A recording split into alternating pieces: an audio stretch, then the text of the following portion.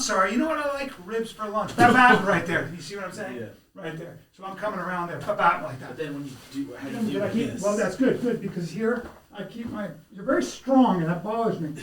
And this is the other thing that's going to sting a lot. You're probably a natural 180.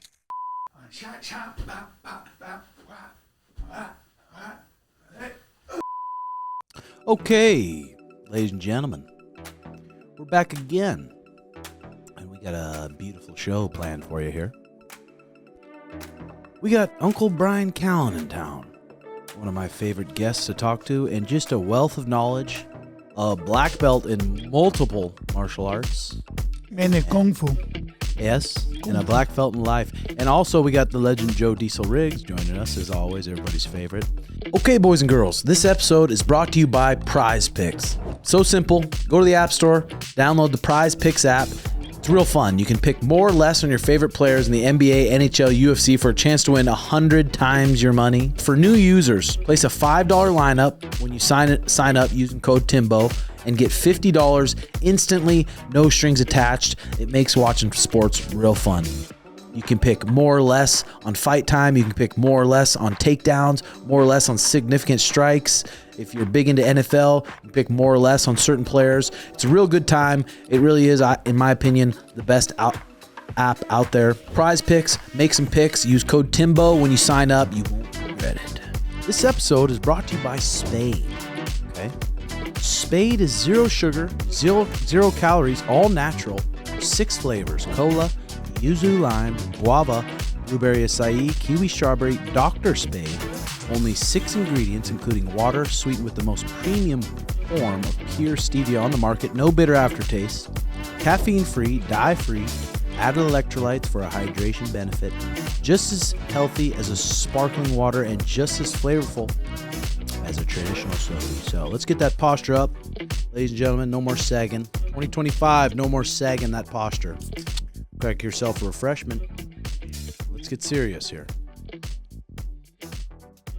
Okay. Thank you, Bryan, for coming straight off the flight. And, straight off your jet. So I wouldn't really call that much of a flight. Yes, I fly private, everyone. I fly private. Not because I make money. I come from family money. Yes. My family. Well, yeah, big Bitcoiner. I wish I did. I wish I had the money to fly private. No. That's the only way I would change my life if I had a lot of money. Like a lot of money. I would fly private. Does Joe Rogan have his own jet? I'm not answering that question. Yeah, I mean you don't need to. But I'm sure he does. He never talks about it, which is always weird. I mean, Joe was, when he signed his second Spotify deal, I spoke to him. We were talking about, I've known him 30 years exactly. I said, you haven't changed since I met you. If anything, you've actually calmed down. You have peace of mind. But you haven't changed. Money and fame literally didn't change him. It didn't change how hard he works out. It didn't change how honest he is. Didn't change anything about him, you know? And I think he said, well, I know I'm not better than my audience. I know I'm not smarter than my audience. And I know, thank you. He said, and I do something really hard every day to remind myself of what a bitch I am. God, and there it is. That's the thing. When everything gets so peachy in your life and you got a good amount of money and everything's comfortable, it's almost you have to fucking force yourself to do something where it kills comedy. It's your biggest enemy in comedy, in fighting, and in a lot of things in life is when you make too much money. Really? Yeah. Yeah. It's a nightmare. And I wonder why some people it definitely changes and some people it doesn't change. Because, so that's a philosophy we're talking about like just anything that you are driven to. Women, sex. That's a big one for men, especially men with a forward tilt. Men who, as I call it, right? Men who there's a warrior energy. Warrior energy comes with, what is it, the Yanomamo Indian, where the anthropologists that came back to, the politically correct erudite universities of Harvard and Princeton and Yale said human beings are not a blank slate. This is the 70s. Said, in fact, even your noble savages, the non-white man who's never had any contact with white men, you know who gets laid the most? The guys who kill the most men in battle. The guys with the locks of their enemies attached to their dagger. Women like that. Those motherfuckers have quarterbacks in their societies too, and the quarterback gets all the tail. Sorry. Yep. And they got lambasted, and they were like, "You guys influence this," and they were attacked personally and everything. Turns out, of course, because the Yanomamo, like everybody else, are human, you know. So it's the same idea. I think there are certain drives that we have, right? I think personally, your job as you mature is to have command completely and totally over your appetites. But why? What's the point of that? What's the point of like being able to, I love feeling the ribs on my body. Like I love not eating. I've come to enjoy self-restriction more than indulgence. I've come to enjoy not engaging in sensations I really want to engage with more than doing so. It took me a long time. But to what end? Probably something like a deeper understanding of what's actually important. You get spiritual about these things. Clarity. What am I? I'm going to shoot my special at Rogan's club in Austin next week. Okay. What am I doing? It's the best thing I've ever written, in my opinion. But I'm 57. I'll be 58 in January. I'm an old guy, but I'm still driven deeply to explore what it is what is my potential? What I don't want to go to my grave thinking I didn't become the best I could have been. That's all it is. Why? Because I have an opportunity to do it, dude. And then does it take like, because when you just start to become successful, I mean, it's hard to not just be fucking consumed by the pussy. When you're a little bit of an alpha male, you got a lot of testosterone, and you've never had like tons of girls before, and then all of a sudden you're successful. It's the strongest thing. In Islam, Muhammad acknowledged it and said, "I'll give you 4 wives." You know what the catch to that was? You got to treat all of them the same. No way. That. Yeah. Good luck with that shit. Yeah. I just literally got all caught up on Sister Wives. And Sister Wives, there's 19 seasons. And at the beginning of the season, the first 5, 6, 7 seasons, it's all peachy. There's 4 wives. They're doing their thing. And it all fucking crumbles. They turn on each other. And it crumbles bad. And it gets real, real bad. But like, Greg McKeown, he's the one who wrote the book Essentialism, and he talks about no one teaches you when you're successful how to be successful. No. Yeah. And how to like keep what's important in focus. Getting a business off the ground is one thing. Running that business is literally a different skill set. And getting to the belt is one thing. Maintaining that ferocity, maintaining that intensity, and learning how to talk to yourself is a whole different thing, especially when all the everything you've wanted comes your way in a rush, like a flash flood. Good luck with that shit. God.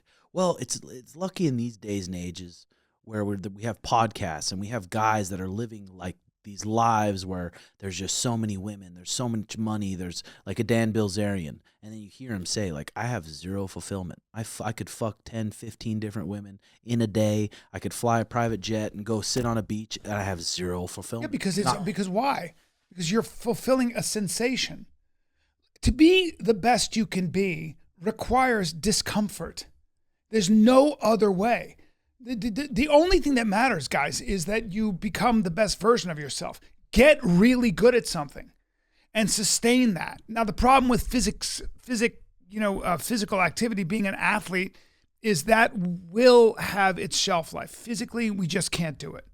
It's not possible, you know? And so, but that doesn't mean you don't get a deeper understanding. You get a deeper understanding sometimes of letting that go. You know, my friend said something wild to me, man. Yesterday, he said, how long, this is to me, he said, how long are you going to put weight in how much the public embraces you? How many times do you have to make people laugh? How long are you going to do this comedy thing? Not to be a dick, but I'm pretty good at it. Mm-hmm. And I've been making people laugh hard for 25 years. Tonight, tomorrow, there's no doubt you're not going to laugh your ass off. There's no doubt. I don't care who you are. I'm still looking for that fix. I can't get enough of that sort of. So I got inoculated to that. I kind of was like you can get inoculated to the public embrace. You can get bored with it the way you get bored with what Bill Zarian was talking about. So then what's left? What's left is trying to be totally original, trying to surprise the shit out of yourself.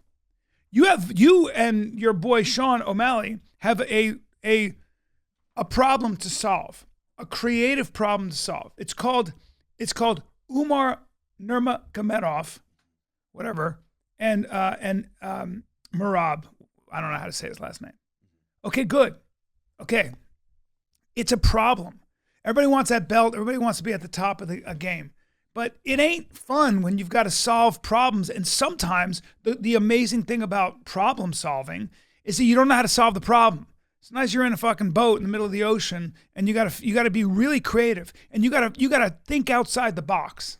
Holy shit. And now the problem in the Bantamweight division is way more of a problem than it ever was. I mean, when TJ Dillashaw was at the top, he was a serious problem for sure. Yes. Dominic Cruz, serious problem. Cody Nolov, serious problem. But Umar and Merab are almost, and Peter Yan still. I mean, they're fucking another level of a problem. That's that Russian discipline. God. They're just built different, man. Those Russian Yeah, guys. I know. That's why I was so. They had nothing else. No. They had nothing else. The Yeah. only way to get out of that thing, Yeah. you work in a factory, Mhm. or you get a belt, or you make money as a fighter. I'm so curious how their bodies hold up so long over time, wrestling their whole lives. How do their backs hold up? How do their necks hold up? Like, Have what you are, seen what the are way they they train? eating? They train like it's their job. Like they're first it's volume, but they do, apparently they'll train 5-6 days a week, but they've been doing that for so long, and the way they train. So Olympic coaches, and there was this Olympic gymnast coach who was talking about this. He was saying, our athletes don't get injured, but the way we warm up is boring. If you watch the way Karelin used to warm up, it's like, it looks boring. They take a long time. There's a whole process to it. And it's like, I think Americans are always in a rush. Yeah, for sure. Even in my jiu-jitsu gym, you get a purple belt. Now you just go sit, do a couple side lunges. But it's like we don't do these warm-ups to keep learning the moves. You do these warm-ups to warm up your fucking body. Warm up your abs, warm up your knees, start stretching out and do all these things. Yeah, they probably do. All the videos I watch of Khabib running practice and stuff, their warm-ups are serious. Yeah, very serious. Because all those micro tears, your knees, your back, your neck, it's not made for sports. Sorry. Dude, I fucking tore my diaphragm not warming up, just fucking twisting my fucking body. God. I'm an old fucking man. That's terrible. Tore your diaphragm. No, I did something. I felt like I did. I mean, it kind of went away after a week. But yeah, I just... Yeah. It went away after a week. I like that you just self-medicated. Yeah, you yeah. didn't tear your diaphragm, Well, dude. it's because I have a good high pain tolerance, but yeah, that fucking hurt, and I was twisting around for a couple weeks. I mean, I guess it subsided, went down a little bit, but it fucking hurt. The thing about Suge, though, I mean, you have Umar grappled his whole life. He's phenomenal on his feet. He's so fast. He's grab an animal. It's like Sugar, he can touch you with one of his limbs and sleep you. Those guys really don't have that power. What did I say before we came in here? Sean O'Malley is greatness. Sean O'Malley is championship material. He's a very special human being. And he literally committed. He's off Snapchat. He's off Facebook. He's off Instagram. He's off all these apps completely ice cold off of them because he knows. I mean, how many more times are you gonna have shots at the title, at the best in the world? So At that weight class too. And especially someone he learns from like Kobe Bryant, these different guys, and like how psycho you have to be. And it's hard when you're a partner to someone like that. Maybe they're the wife or girlfriend. It's hard because fighters are fucking crazy. They have some screws loose on them. So to be just completely normal in the other areas of life is hard. I don't think you become Sean. I don't think you become a champion by being normal in any facet. I mean, there were some, like Jack Nicklaus, who was the great golfer. He was apparently pretty normal. Like he had a family. He kept, But look at Roger Federer as a good example. He's, and so is Djokovic. Okay, so tennis players are very important to study, and I love studying Rafa Nadal. Okay, all these guys. Okay, the greatest tennis players. You want to talk about a mindset? Oh my God! And I'm using those three guys who are the greatest ever. those dudes knew that if every aspect of their life wasn't buttoned down, and I'm going to get, this is my philosophy. If every aspect wasn't buttoned down, here's another way of saying that. If you're not telling the truth in every aspect of your life, if you're not telling the absolute truth, you will not win. You will not be a champion. You will be weak. So Djokovic, very religious, okay? Djokovic wouldn't take that vaccine. Djokovic, the way he eats is otherworldly. He's insane. It's all about how much he digests. Rafa Nadal, same thing. They called him the most boring champion because that dude, when he won Wimbledon, came back and he was like, they were like, hey, clapping, and he goes, my grip. I think I want to change my grip a little. He was still obsessing after he won. No time to relax. No time. Yeah. Because you'll never be a champion unless it is you're insane. But I think it's a form of purification. What Sean's going through is a form of purification. Like, you can't be Kobe Bryant without that putting in that time. But then you need the energy for it. You get the energy. You know, I think I'm going to say something so hokey. I really wonder sometimes. So say, you know how we're all lying a little bit? I don't lie anymore at all. But you know how you're lying a little bit? Not at all. Not at all. Because I can't. I've come to that realization. But did you lie about what you don't know? I would lie about, I mean, little shit here. No, and there. but like, also if you're in a relationship. I mean, yeah, it's fucking tough. Don't want to get in trouble. It's guys are doing their thing. I mean, yeah, especially, not all guys, but guys with the but opportunity. We're all lying in one way or another. We're lying about the job we're in. We don't like it, and we're pretending that whatever we're doing, we're not. There's an incongruity. It makes you weak. It just does. It does, man. Like it just, like with my wife, for example, I want she can look at my phone. She can do anything she wants. Like there's no bullshit. And ever since you've been doing that type of just being honest like that, how much has your life changed overall, you think? Well, okay, so here's the other thing. You're not going to see results right away. You're not doing it for results. So the other thing is like you don't do these things because you're going to get, $10 million. That's the wrong way to look at it. You do it because it is what you are supposed to do. It's like that Jordan Peterson quote, I behave as though God exists. I behave as though he's watching. And I love what he said is, you will pay in full for everything you've done and haven't done. You will pay in full. I love that. I love that. You get away with absolutely nothing in life. You can pretend to. We all know this. We all fucking know it. We all know it. Yeah. And so that's my philosophy. You want to talk about God? Just talk about the truth. Tell the truth. And anymore, like I feel like monogamy and having a wife and having Instagram right there and having Snapchat right there, having Facebook right there, and then your wife hasn't put out for 2 weeks, but then you have this sexy girl liking some shit on it's like hard now. If you're in the fight game, if you're in the show business game, if you're in the music game, and you're a dude, then you're a young man. There's a lot of attention that comes your way. It's obscene. It's obscene, and people don't realize it. When you're an athlete, you're a young man. You're 30. You're a great athlete. You have millions of dollars. You're winning.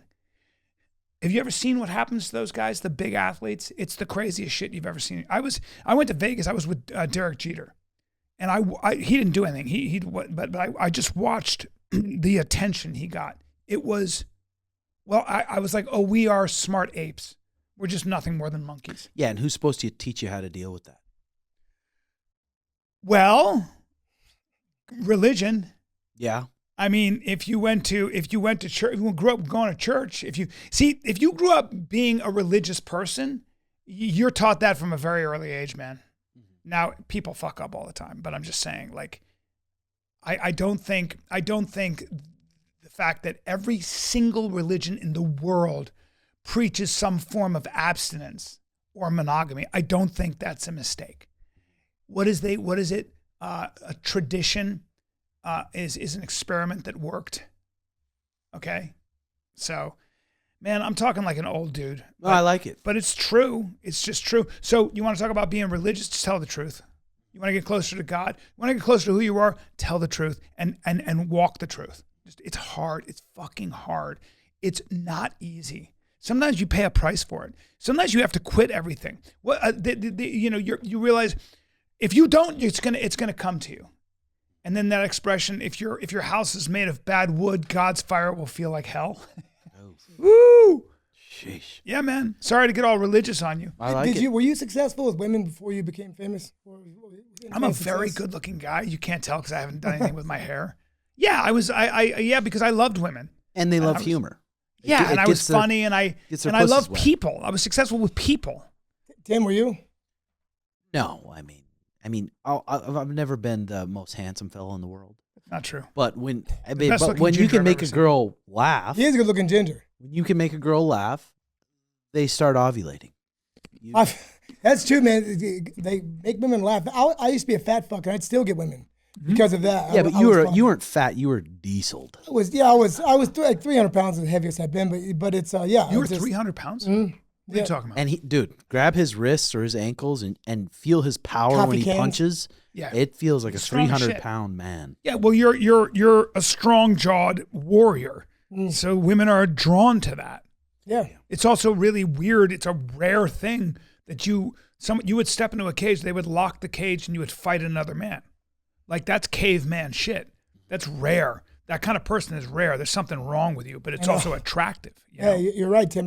We all come from pretty much the same kind of background. A broken home, whatnot. Not everybody, but same thing with comedy. Comedy, you don't. Really? I don't think you're funny without chaos. As you're growing up, can anyone become a comedian? I don't think so. God, that's terrifying. I don't think so. I don't think so either. And no more than anybody can. No more than someone can be. Become an artist? Punts back in the NFL. I was a wrestler. I tried to be a fighter. I tried to compete. I realized I didn't have it. I just didn't. I was afraid. I didn't like training. I would go, even when I would box, I would go, my coach would say, we're sparring today. And it would ruin my day because I just didn't know if I was going to get hit. Being able to train like that, I just didn't have it in me. I just got gun shy. I got knocked out a couple of times, and I would find excuses not to train. I was scared. I'm not that temperament, dude. Some guys are. Sometimes, when you're just kind of, not everyone, because there's some very smart fighters, but sometimes it's almost better just be kind of dumb. Just be kind of fucking stupid. Yeah, well, fear and intelligence are very closely related, by the way. You should be afraid. And I think good fighters, like if you look at Floyd Mayweather, his father and his uncle were great boxers. The first thing they taught that kid was how not to get hit. The reason I love Floyd Mayweather, and people like to say things about him, that dude won the game of boxing. Good luck. And he did it. He got hit by Emmanuel Augustus. He got hit by Maidana. I can count on my fingers how many people have actually put their gloves on his face. Him down, right? Sorry? Did Shane Mosley knock him down?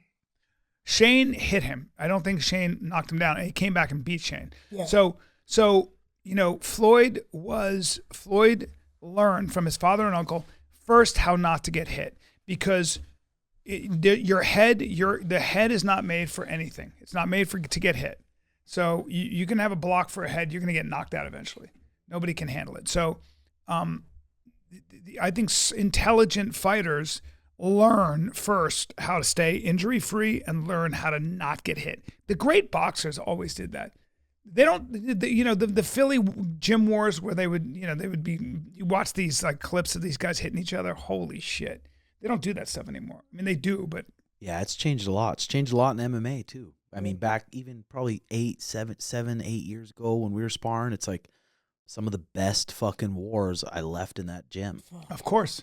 Of course. And if you watch boxers, so some of the great boxers, remember Floyd was boxing as a kid. So what's the advantage? He was seeing shots come at him, and he was too small to get hurt. They're too small to hurt each other.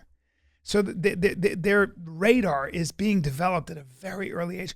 And if you are learning like Andre Ward did perfectly, that's why they're so specific in those boxing gyms, the good ones, the great trainers, Eddie Futch and those guys. Like Eddie Futch would have you jab like this. Your hand was here so that you weren't here. You weren't on the phone. You were here, Those little details save your face. They save your head. Yeah. when you're sparring all the time. So we got 2025 coming up. Yeah. 2025 coming up. What's your plans this year? It's a good question, man. I got a little depressed yesterday. Did you? I did, because I was like, fuck, I don't know, man. I love my children, so I got to raise my kids. I love my wife. I love everything. It's just staying relevant. I have a great business. I started this business where I do ads for different brands. I come up with funny ads, and that's going really well. So I started that business, and I'm very proud of it. I'm going to expand on that. So I'm going to be very busy. Now, I'm going to shoot this special at Rogan at the mothership, and then I have to throw it away and start from scratch. Fuck you. I'll be in a depression. If you need me for the next 9 months, I'll be in a depression, because I'll be saying what a piece of shit I am, because I probably won't come up with any ideas. I go through writer's block, and I'm a nightmare. Well, it's probably hard to sit there and have some quiet time and come up with ideas when you do have kids. No, because writing, self-expression is a mindset. I'm always writing. I don't need an office. I'll just fucking write. I always write, no matter what. Like, whatever's going on in my life, I just put, if I'm nervous, anxiety, depression, fuck you. It's just energy, and I put it in my writing. Full page, couple pages. It doesn't matter. I don't count. I don't put no sacred space around my work, There's no sacred fence. Work is all the time, because it's what I do. So you could just write down fuck today and fuck. It doesn't matter. Yeah. Yes. Fuck yeah, them and all. that's what happened today. Like, that's what happened today. Like, today I tried to write and I sucked. That's what happened. Mm-hmm. Fuck you. Yeah. So when you do your special, then do you decide? Yeah, I want it there. It's just no, but you're gonna do your special at Rogan's, and then what are you gonna do with it? Put it on the YouTubes. I'll put it on the YouTubes, I think. Fuck yeah. You know, that's where most of the people go see it. Mm-hmm. So 20. Sorry, buddy. No, go ahead. Once you do that, you have to get rid of all that material. You can't use that stuff. Once you do a special and you release it, right? Yeah, you gotta. You know, I love the writing process. This is my 5th special, and it's a diary of my life, right? Yeah. It's like, and I think this one is the best thing I've ever done. And there's probably always that stress for every comedian when they release a special that they got to start over. Yeah, man. And you've done it that many times, and you're still scared. I'm scared I'll never be able to write again. That's always what happens. You know, you're always like, man, maybe that's it. But stay uncomfortable. Mm-hmm. You know, don't give me the worst thing you could do for my comedy is if you gave me $50 million tomorrow. I'm gonna become it'd be bad.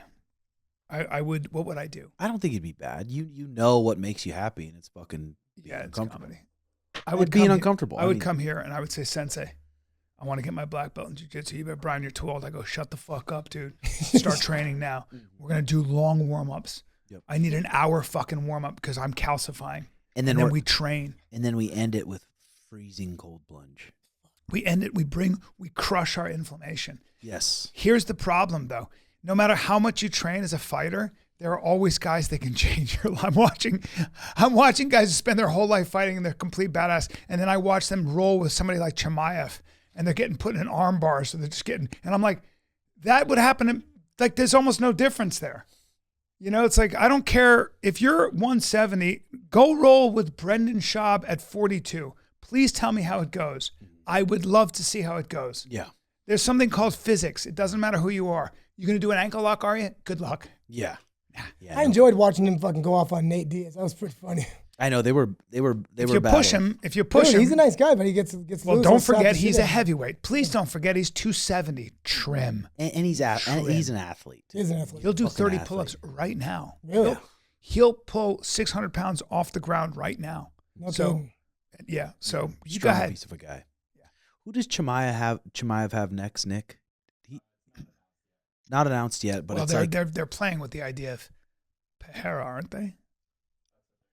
Which I think would be a mistake. I think so too. Pereira's one of the biggest stars in UFC. 205, Chimaev runs through him. Now what? So now you got 205 Chimaev, and then 185. Like, what do you do with him? But I wonder what these middleweights, they look at Chimaev and be like, "Fuck, I have to match this motherfucker's pace." Well, he's got the rip. He's got all the wrestling.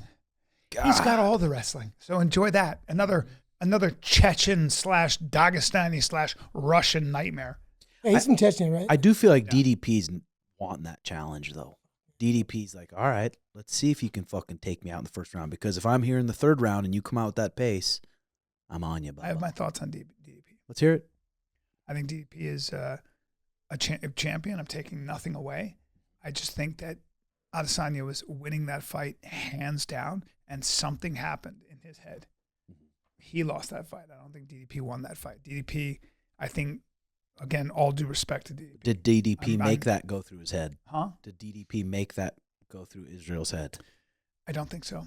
I think that DDP, I think Adesanya figured DDP's patterns out right quick, and was able to stand right in his grill, and then he started turning his head away. I didn't understand what was going on. Yeah. I was like, what's happening? Turning his head away. I didn't see the fight. He just, it was almost like I think he's tired of being, dude. He's tired of fighting. When you do that many years, and those guys train hard, you do that many years of 5-round training camps, that many fucking years of 5-round training camps.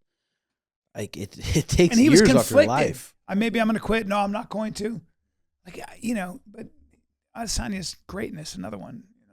DDP's great, but everybody wrestles with that if they're going to stop doing it or not. I mean, but when you're a world champion, it's different. I think I've quit in my head 15 times probably. It's just it's how you react. So. And another interesting match is Paddy Pimblett, Michael Chandler. They're talking about. Which people act like, Michael Chandler's an explosive, athletic fucking freak. He knocked out Dan Hooker with that left hook. I do think that's going to be a competitive fight, though. People are like, no, Michael Chandler's going to run through him. I don't know. I don't know if he will run through him. Paddy, I think, is bigger, stronger, and more athletic than people give him credit for. And I think the main thing about Paddy is that he's just not, it doesn't make, what is it? He's just not at all compromised by the lights and the attention. He likes being there. Like Sean O'Malley, he rises to every occasion. Mm-hmm. That's when he's at his best. Yeah. Nobody tougher than Chandler, by the way. Nope. How about that last fight? Fuck. Holy shit. Yeah, it was wild. I love Chandler. It was wild. I like Chandler as a person. I just think he's really smart. Yeah, Chandler's going to have a good life and career after fighting, too. He's always been a nice guy, every interaction I've had with him. Yeah. So do you look much into the crypto stuff? Do you do much crypto in? Nope. Why? Because all the richest people in the world I know some pretty wealthy people, and they all go like this. Yeah, there's a limited supply of nothing. I'm like, what? So really? So the richest people. Bitcoin is good, but Bitcoin, I think Bitcoin is worth going into. I think the technology is behind Bitcoin, maybe, but the blockchain makes sense. It's a ledger. It's an open ledger. But I think the reason I think Bitcoin is worth buying is because it has a subculture. It has an anarcho-capitalistic subculture that's not going. It's got two things. It's got that sort of subculture of people saying, I don't want to be beholden to the dollar or, some currency that's controlled by a government. Okay? That's a powerful thing. That's a very strong undercurrent. And the second thing that I think keeps Bitcoin where it is gambling, is the spirit of gambling, is the spirit of I don't want to miss out. That's not going anywhere at all. So will it get to $13 million of Bitcoin? I don't know about that. But what if it does? And why don't you put a little money in there and just let it sit? I think that's a great idea. I think that the richest people I've ever met, they always say, there's a couple ways to make a lot of money. One, you come up with an idea, you build a business around it, you sell it. Okay, good luck with that. Okay, you might be good at that, but that's a whole different thing. But if you look at a lot of people, they have $1 million. What they'll do is they'll put it in an index fund. They'll put it in the American stock market, right? And they know if they put it in the American stock market across the board, if you look at from World War II till now, you are going to make between 7 and 10% on your money. What's that mean? That every 7 to 10 years, you're going to double your money. Now you double that money in 10 years, let's say. Now you got $2 million. Another 7 years, if you invested properly and the stock market does well, you've doubled your money again. Now you got $4 million. Then you got $8 million. Then you got $16 million. That's how people retire with $30 million in the bank. Oh. You understand? Because you're not beating the market. Anybody will tell you that the winners, some people have beaten the market for 10 years in a row. They had a hedge fund, they had something, right? And they'll tell you. They're like, yeah, that was a moment in time. You're not going to beat the market. You ain't doing it. So when you when you're doing some of your movies and stuff and you got a good chunk of change, were you ever smart with it? Nope. Sure didn't. Spent it because I'm a cowboy. I like the juice. That's the other problem with me. I liked trouble. But what would you treat yourself to? Whatever I wanted, dude. I was never a materialistic guy, and I drive a Tesla, but I was never. Rogan used to always make fun of me because I would drive a Prius or a Volkswagen Passat. I had a little house in Venice. You could rob my house. You're not getting anything. I guess a flat screen TV and my clothes. I'm not a guy who I don't own a watch. I don't own any jewelry. I don't own anything of value. I really don't. But that's just because I'm lazy and I just fucking I don't care. So if the banks get hacked, you're pretty much fucked. I have money in stocks. I have good investments. Yes. Just treasure chests in your yard. I have yes, just jewels, jewels and money, and a human head. It's a small one, but no. For me, I invested because I have friends that are smart, and I put money into very good investments. But again, my investments, when I put money in something, it's I'll see you in 10 years. Yeah. It's a 10-year thing. I'm not looking to turn anything over. It's 10 years. I don't even ask about it. So what's some of the bigger things you treated yourself to when you get your big checks? Dude, I like going out to dinner and I like drinking really good wine. I traveled my whole life. So quick little $2,000 dinner bill, no problem. Yeah. Yeah, but that's so expensive. I mean, but if I'm taking people out, yeah, usually it's a couple guys. Or it would be a date. I just when I was coming up as an actor, if I got a job, I was like, dude, I get to fucking eat out anywhere I want and just take some beautiful girl out to dinner. Like a baller. Yeah, like a baller. Like, we'll have this wine, or I'll try to be like, this is a Pinot. I don't like this. Fucking loser. Loser. Pinot's the more healthier one, right? Not really. I ChatGPT'd it. Did you? Healthier? Maybe less sugar? What it said, yeah. The grape? I've never been a Pinot guy. Oh, really? Yeah, I'm a Bordeaux guy. So how old are your kids now? I have a 9-month-old. Jeez. I know. I got a soon-to-be 3-year-old. I got a 13-year-old son, does jiu-jitsu and he wrestles. And I have a 16-year-old daughter. And are you going to advise those kids when the time comes to maybe get a education in college? That's a good question, man. Because I'm a rather conservative. I'm a traditionalist. I believe in my country, Now it totally means you're a racist nowadays. If you believe in of course, I'm far right and all that shit. But I think that these institutions of higher learning have corrupted our youth, and people have spoken way more eloquently than I could on this. But I think that's changing too. College is, you want to put yourself in debt to the tune of $300,000, you be my guest. Go ahead and come out with nothing useful. Nothing useful. Good job. I'll see you when you're making my coffee or whatever you're doing, because that's what happens. So I think people are learning that. And I think the cool thing about the internet, like the Peterson Academy and these things, is you're going to be able to get a great education for $5,000 or less. Dude, or less. I mean, look at what Trump's doing. Trump's making he's making some essentially an entire curriculum completely free. Did you see this? I didn't see that. Oh, dude. No. You're gonna have access to any amazing lecture. You're gonna have access to an entire university's catalog with the greatest professors ever for free. Damn. And because education, there are two things going on. Education is going to be something that there's no excuse not to be educated, because you have the internet now. You can take classes you can immerse yourself in the best that's been thought and said. The other thing about ChatGPT is that knowledge is not going to be what it is today. You pay a lawyer a lot of money because they went to school for a long time. And there's a lot of stuff lawyers do that you're not going to need. You're going to be able to draw up your own contracts and stuff with ChatGPT and things like that, right? So, but I think that education, I think one of the cool things about education is like it teaches you to recognize the difference between a good idea and a bad idea a lot of times. But then you can get too educated. Mm-hmm. Then you're lost. Then you're just like, if you specialize in one thing, you'll start to think the whole world is that. And that's the other problem. Yeah. I mean, Right. you specialize at memorizing shit. Or just specializing in something like gender or something like race relations or something like even just history or whatever. You have to read widely and broadly.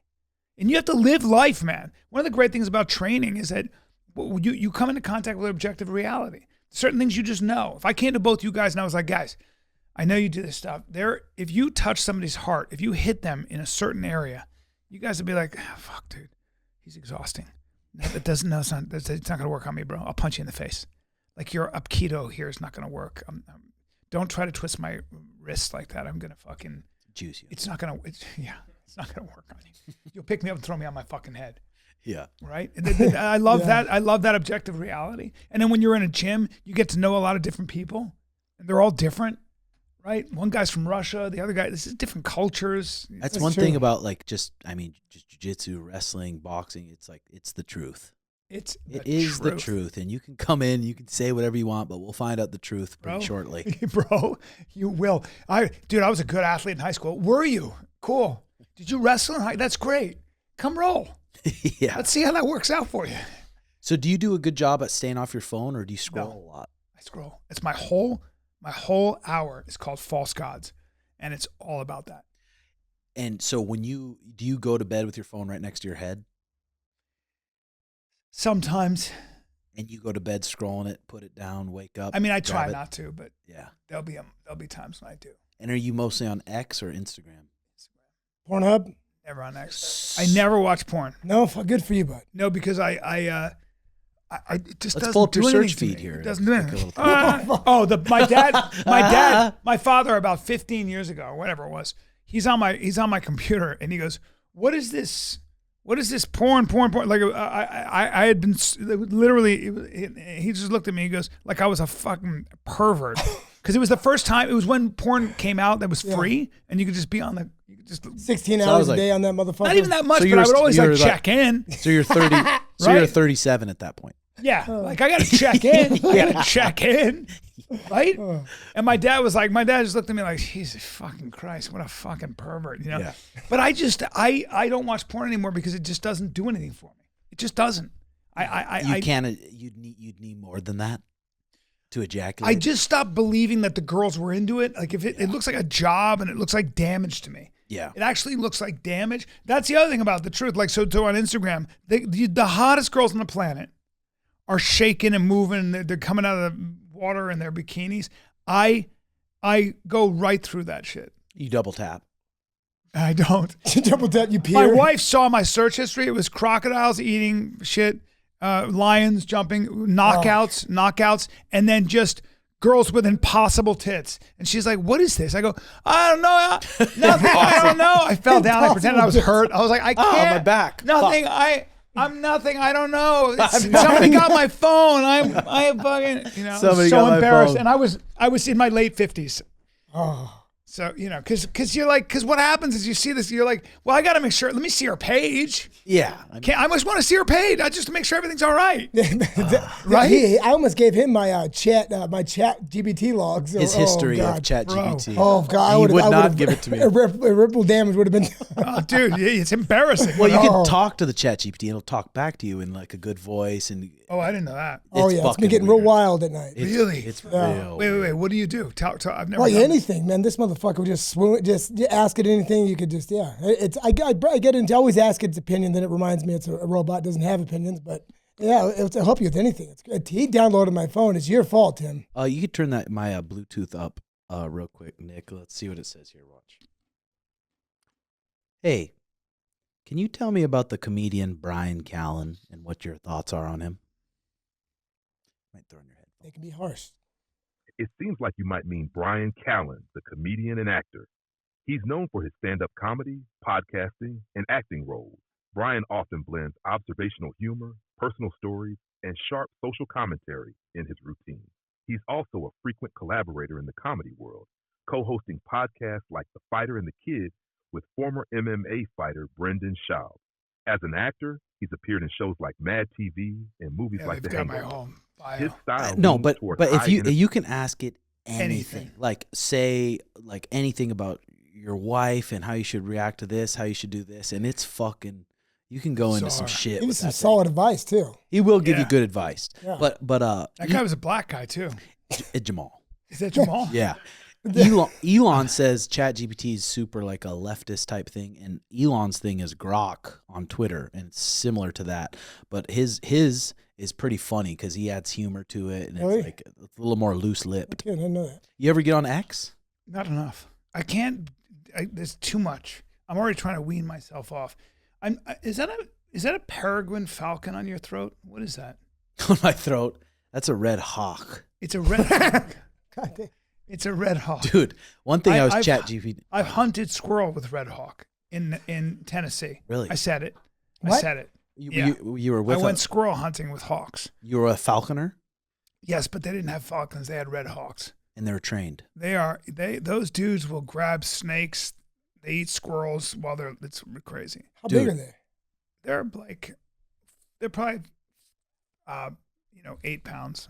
Really? Oh, okay, that's not too big. A big wingspan. No, not really. Dude, Like your standard hawk. you So get you're a bit of a red hawk. yes. You were like, I'm gonna get a red hawk on my neck because I'm red. and I'm a fucking hawk. And Yeah. you're a hawk because of your Dude. talons. Have you learned much about those falconers? The guys that walk outside their door and go like this.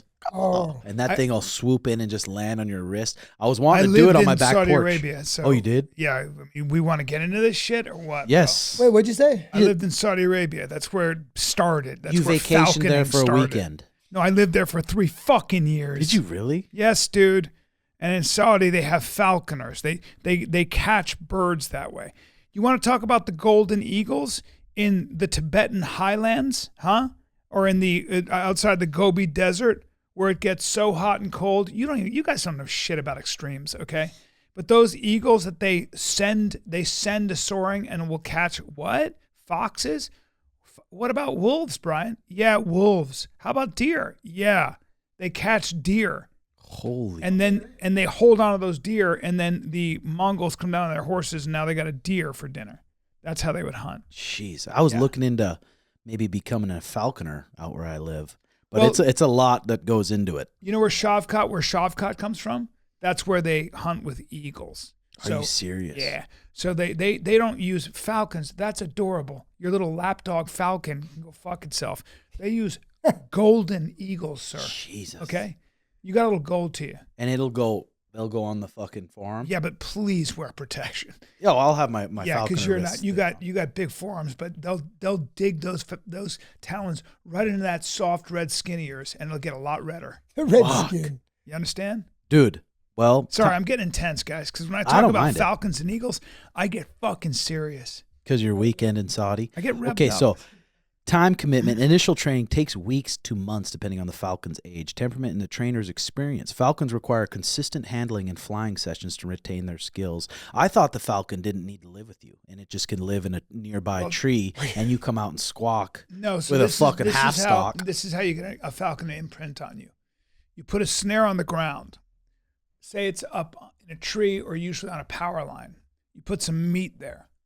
It goes down to get the meat, and the snare grabs its leg. Then you grab the falcon. You cover your whole arm because he's going to bite the shit out of you. You tie that falcon to your arm. It's called a Jessie. Is it really? Damn. That's what ChatGPT says. It's a Jessie. Yep, throw your Jessie on.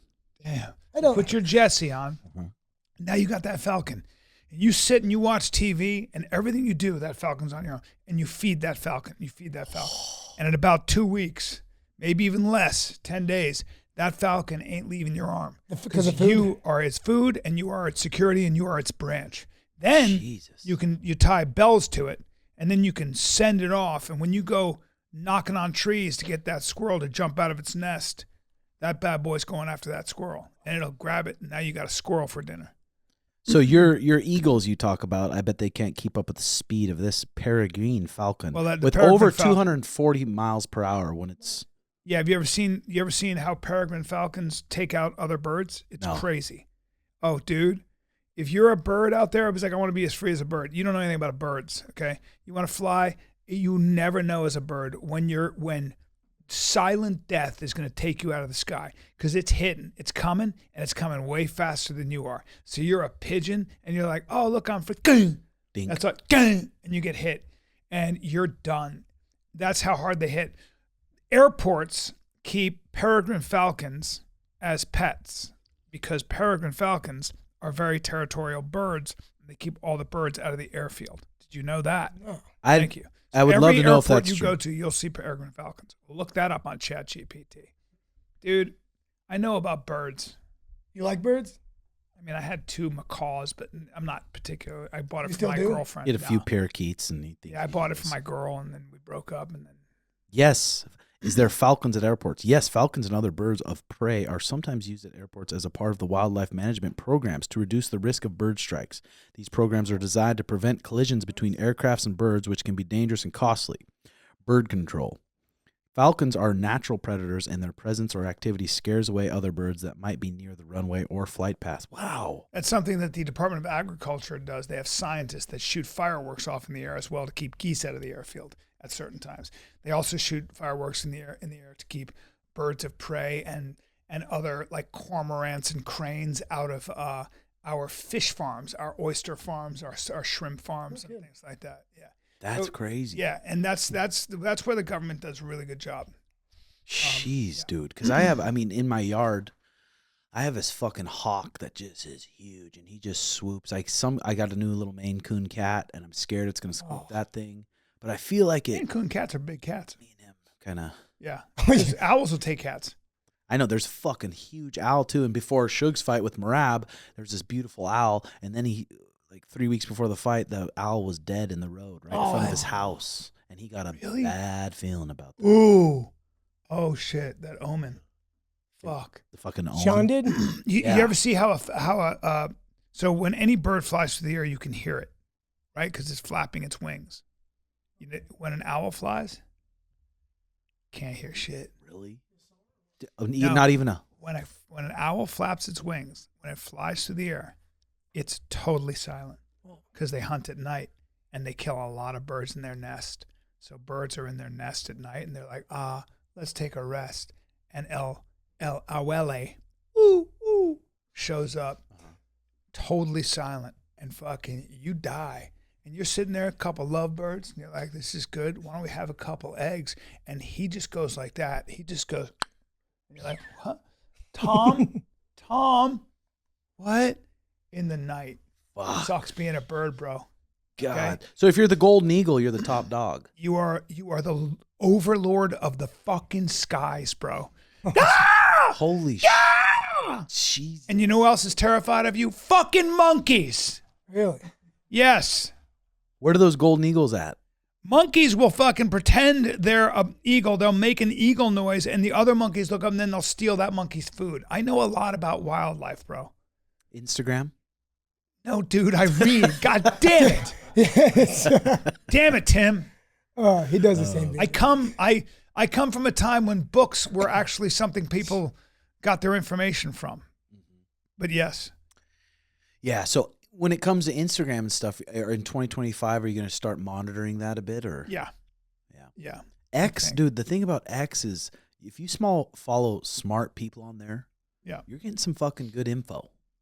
It's not monitored as much. Yeah, I've been thinking about that too. I've been thinking about all the sayings that people post. I've been thinking about all these smart information out there. And I sometimes wonder if it's just high-tech procrastination, right? So I was thinking about a lot of podcasts, and podcasters have very popular podcasts, and you hear people talk about sort of a lot of podcasts that deconstruct the learning process or whatever, and they're telling you their secrets, and you get these winners of capitalism or winners at life, and they're telling you the 3 things they do, whether it's longevity and stuff like that.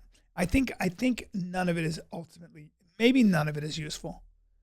I know it's a radical thing to say. You can there's a lot of information in this little tree of knowledge that we have here, okay? And I don't think all that information leads to wisdom or truth. I said it. I mean, depending on who you're learning from, I guess. Tim, don't argue with me. Well, who are some of the smarter guys that you look up to? Maybe the guy Bert Weinstein? Brett Weinstein? Well, Eric Weinstein, his brother's a very good friend of mine. Very good friend. I know you introduced us at the UFC. Oh, I did. That's right. Yeah. And then Eric Weinstein's a theoretical mathematician. He's like, so maybe him or a ridiculously- Tucker Carlson, if they're posting about something, you're just going blah. It's not that I'm going blah. I like when people put things into context or they give me information and that I didn't know, and maybe they remind me of its historical context, so I can have a sense that of what's going on. Part of what's good about reading history or having historical context is that all the stuff you see going on now is not new. A lot of it's like just not new. Or people say, well, AI is going to change everything. But then I talk to people who know a lot about AI, and they're like, we're a long way away. Mm-hmm. And historically, they said the same thing about X, Y, and Z. So you're able to kind of like get a little bit more grounded with what is actually happening and what's going on. So are you pretty like more of an optimist about the future and stuff, or are you more like, oh, I don't know, man. I am an optimist naturally, but if the wrong ideas gain traction, it creates a lot of damage and mischief and destroys lives and even kills people. And I think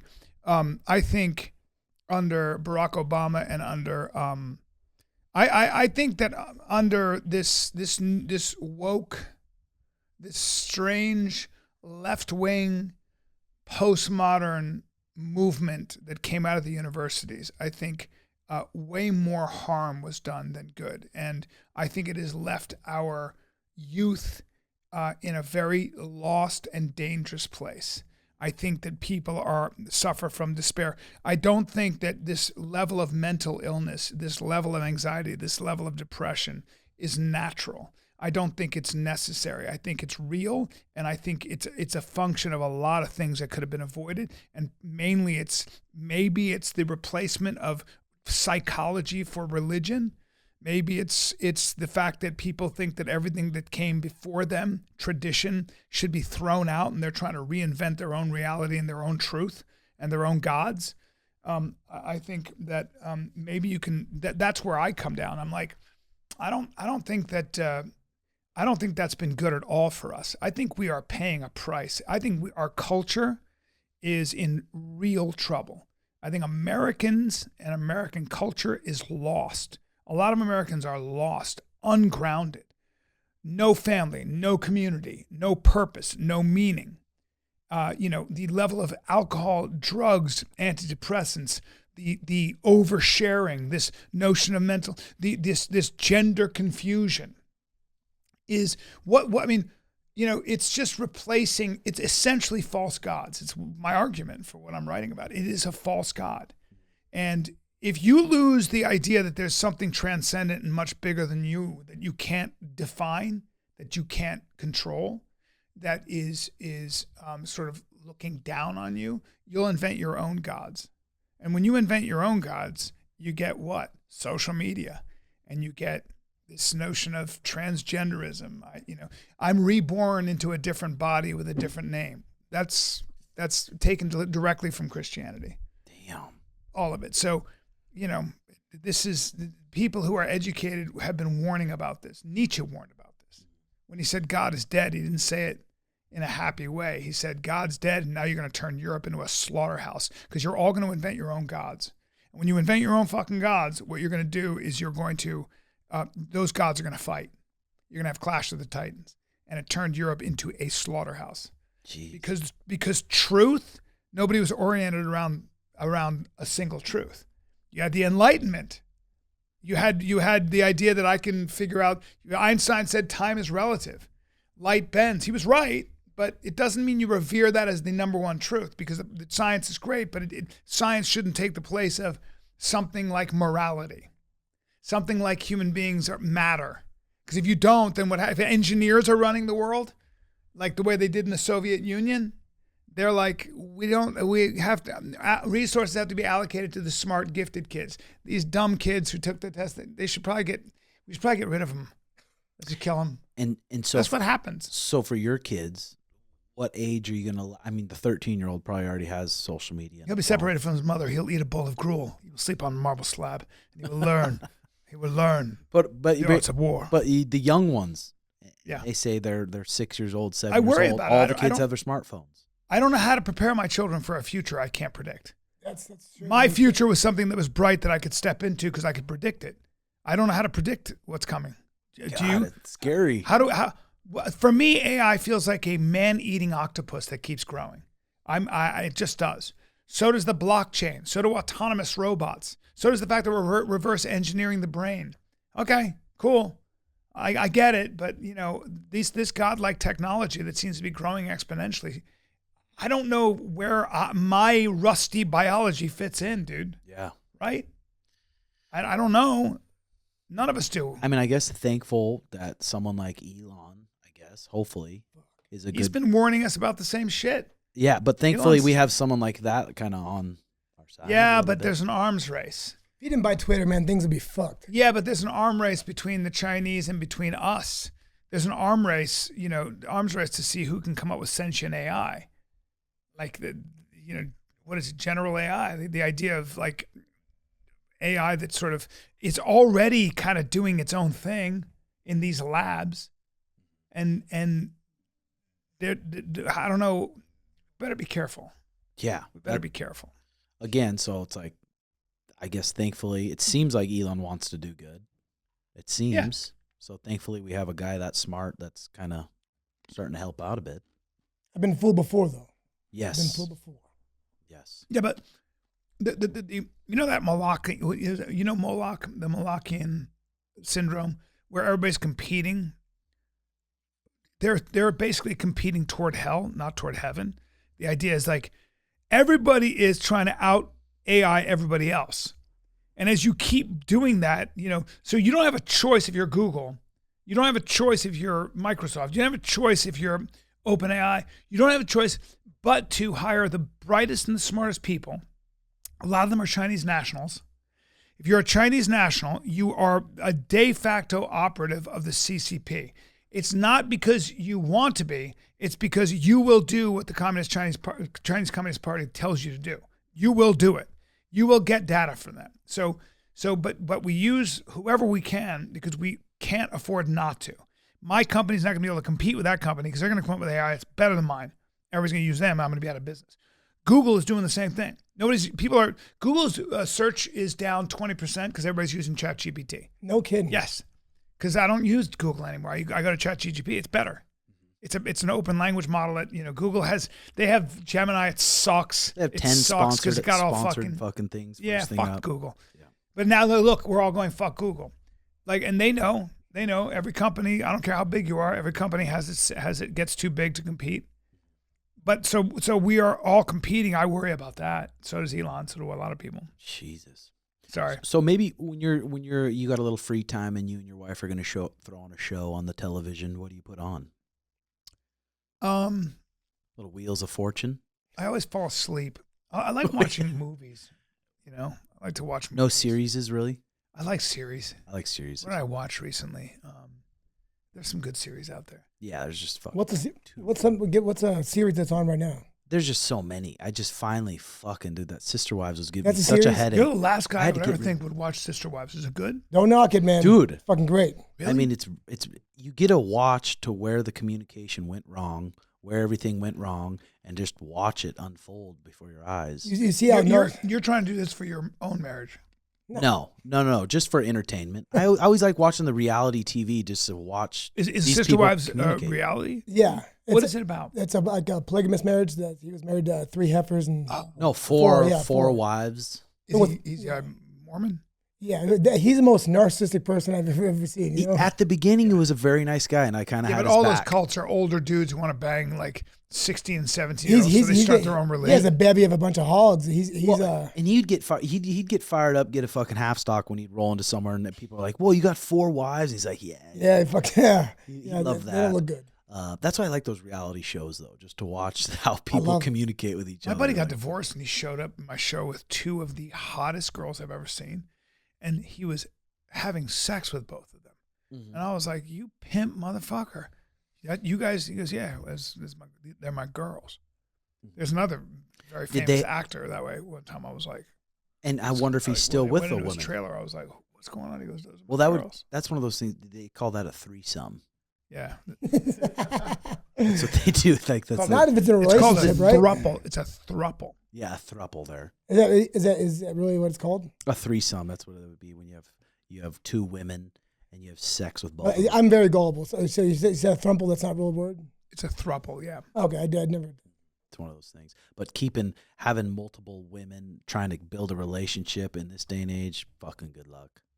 Oh my God. Yeah. Good fucking luck. Good luck. It's hard enough to make one relationship. So what other shows you got? We got the shows this weekend. I think me, Joe, and our girls. I can't wait. I'll bring Suge too. We'll probably go tomorrow. Yeah, please. I want to see Suga. I miss him. And then what other shows you got coming up besides this weekend in Phoenix? Friday, Saturday, Sunday at the Improv. I got the Mothership. Yep. This show. Then I got Mothership next weekend where I'm shooting the special. Right. So Friday, 2 shows Friday. And that's getting ready for it. And then Saturday, I shoot 2 of the shows. And then Sunday, I have 1 show on the Sabbath. And I don't take time off, guys. Yeah, I know you don't. You understand? I don't take time off. I know that. And Daddy does Austin, bringing the wife, staying at a nice place, and then I train. You know that. Yeah, I do. You understand? Greco. Whatever it is, bro. So those are the only shows planned right now. If you guys can make it out to it's the Desert Ridge this weekend, you won't regret it. Well, go to BRYANCALLEN.com because I have a bunch of other stuff. I'll be in Philly in March. I'll be in Miami at the Doral. I'll be in Doral at the what the fuck's it called? Dania Improv. And are you guys February. still staying consistent with the Fighter and Kid? I mean, podcasting, staying consistent for years and years with podcasting. 13 years gone. We do it twice a week. We never miss. That's fucking impressive. It's a motherfucker. That's Schaub. He's so disciplined. Fucking impressive. Otherwise, I'd be like, but he's. We've taken a little hiatus from the Timbo Sugar show, and just like I said, for Suge, this next year or whatever, he's taking it all off. He's got to put all his focus into beating those little fuckers. Smart. Oh yeah. Smart. So, and he'll come to realize, regardless of whatever happens, that reach is what matters. Just the reach for it is where the value is. Yeah. Fuck yeah. I mean, Well, ladies and gentlemen, thanks, Bryan, for coming. Can't wait to see your show tomorrow. And thanks for watching the show, guys. Hit that like and subscribe button and comment your thoughts below. Thanks for watching, and we'll see y'all next week. Keep your high kicks ready. Go ahead. Yes, actually. And then we also just dropped on patreon.com/RedHawk Academy. Joe Riggs went to war with Warlock. He took 13 bong rips, and his wife called me, and she was not happy. She said, "What the fuck did you do to him? He's slobbering on himself." And his eyes drooping again. Yeah, I'm not smoking for a while. How long did it take you to recover from 2 or 3 days? 13 bong rips in an hour. Against this old bird, he's been leathered through he's always been through the ringer, so I can't take as much. I mean, how high were you? Well, I don't know what the. I feel like my fucking arm was attached to my body. It was flapping around. It was. Well, he ended up getting cerebral palsy for a little bit. Yeah, dude, it was. I just felt like I was turned inside out. It was horrible. The most uncomfortable I could ever been. Yeah, it wasn't fun. Don't do that. It'll probably feel good to take a good little break off the Mary J. Yes, it is. Well, I think because I'm the old. I don't know if it's from getting cracked in the head a bunch, but I never used to feel social anxiety around people. Now it's happening a lot. But I don't know if it's the weed that's making it more. Because when I don't smoke weed, I don't. But I think, Joe, I've known you for fucking 12 years. You've always had a little bit of social anxiety. Okay. You've always have. I always forget. I always ask my wife, was I like this? Because I've always had a bad memory too. But I don't know. You never know what the how many fights you had? Over 100. And not just like easy fights, like God. Wars. Take a peek at old Diesel's record. You'll be like, wow, he beat up this guy. He beat up this guy. Fucking yeah. There's a price to pay for what we do. You just don't know what that's going to be. I do. That's why I was thankful. You're doing okay. How old are you? Don't overthink it. I'm 41. You're doing pretty well, man. Yeah, that makes me feel good knowing I've been like that for a while. Yeah. Okay, that's good. I don't know why I can never you don't remember. Slur your words at all. I don't? None at all. That's fucking good. I pay attention to that stuff. Really? Okay, good. Yeah. You don't have any of that, and you're very lucid. Yeah. There you go. Good. You've been looking at me real soft like, though. I've been watching you for years, my friend. It's natural. Okay, good. I'm attractive. In person, I'm taller than natural, too. Yeah, you're a big guy. I'm a big kid. Walking around probably 135-ish. Dude, don't be a dick. That's just inappropriate. I'm sorry. I'm 173. That's pretty good. Welterweight. Well, thanks for watching, ladies and gentlemen, and love y'all. We'll see you next week. Bye-bye.